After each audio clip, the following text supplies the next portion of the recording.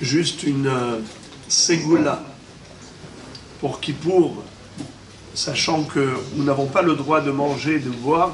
C'est le jour du jeûne. C'est un jeûne exceptionnel, puisque c'est le seul et unique jeûne qui est une ordonnance de la Torah. Tous les autres jeûnes ne sont pas écrits dans la Torah, le Pentateuque.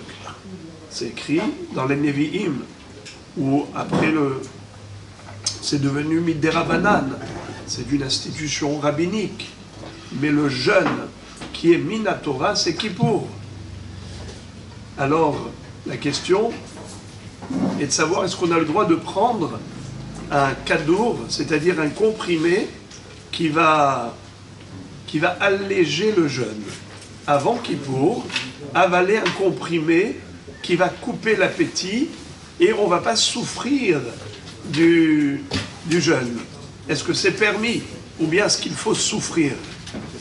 Eh bien, le Rav Ovadia Yosef dit que c'est permis de prendre ce comprimé qui coupe l'appétit et de l'avaler avant Kippour pour ne pas souffrir du jeûne pendant Kippour.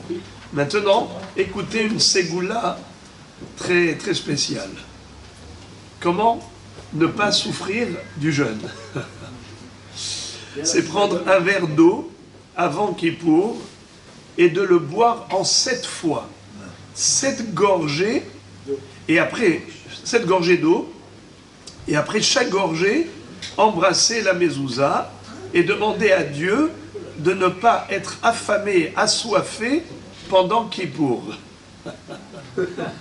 Ça veut dire que c'est une façon de ne pas souffrir. Je ne sais pas si vous savez que les gens qui font des régimes, aujourd'hui ils ont trouvé une astuce.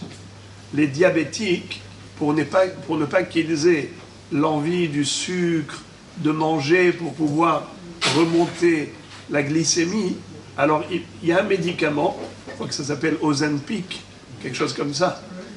Et ils se font des piqûres comme ça, et ces piqûres-là, ça coupe l'appétit. Et comme ça, la personne, elle fait un bon régime et elle ne souffre pas de la faim. Eh bien, il y en a qui prennent ça avant Kippour. Et comme ça, ils n'ont pas faim pendant Kippour. Eh bien, c'est permis. Ce n'est pas interdit, étant donné que la personne, elle a concrètement jeûné pendant Kippour, bien qu'elle ait pris des coupes faim avant Kippour, c'est moutard, c'est permis.